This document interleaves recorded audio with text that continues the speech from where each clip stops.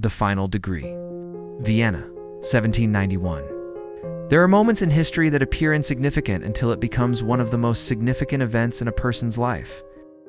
The final months of Wolfgang Amadeus Mozart's life were like that. On the surface, nothing seemed unusual. He was still composing, still teaching, still living as he always had.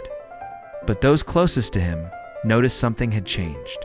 Not suddenly, but slowly over time. Just a look in his eyes, pause before he spoke. Here was a distancing that hadn't been there before. It was as if he had begun listening to something no one else could hear. Music had always come naturally to Mozart, even as a child.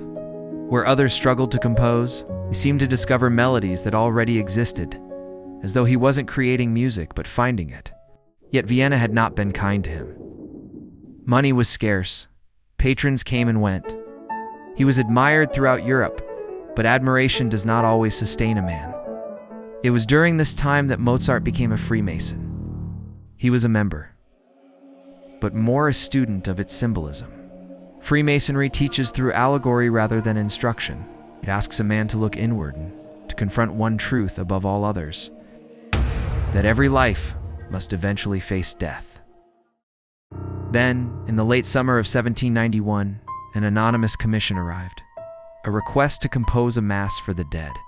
The Requiem. There was nothing unusual about the request itself. What unsettled people was Mozart's response? He began telling friends that he believed he was writing it for himself, not as poetry, not as metaphor, but as certainty. His health declined. He worked later into the night, often sitting in silence before suddenly writing page after page with remarkable speed. When asked where the music came from, Mozart answered that he heard it already complete.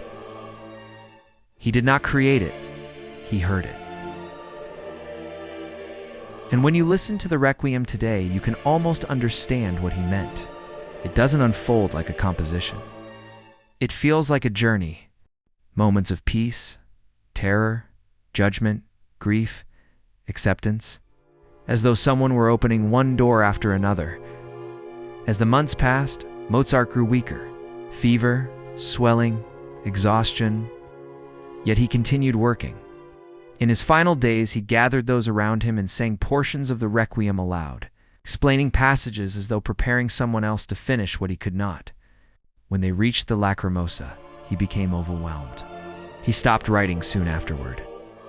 Mozart died on December 5, 1791. He was only 35 years old. The Requiem was left unfinished and later completed by another composer. But somehow, it has never truly felt like anyone else's work. History tells us Mozart died from illness. It tells us the mysterious commission was simply that, a commission. Perhaps history is right. But questions remain. Was Mozart already sick when he took the commission? Or did he work himself sick? Or was there something else more esoteric at play there? When you listen to Requiem with that thought in mind, it no longer feels unfinished. It feels like you're walking with Mozart through a field of emotions. And maybe that's the real mystery, not how Mozart died, but what he believed awaited him. Because some works of art do more than express an idea. They reveal one. And if you listen carefully, past the orchestra, past the silence between the notes, you may begin to feel that the music never truly ended. It was a beginning.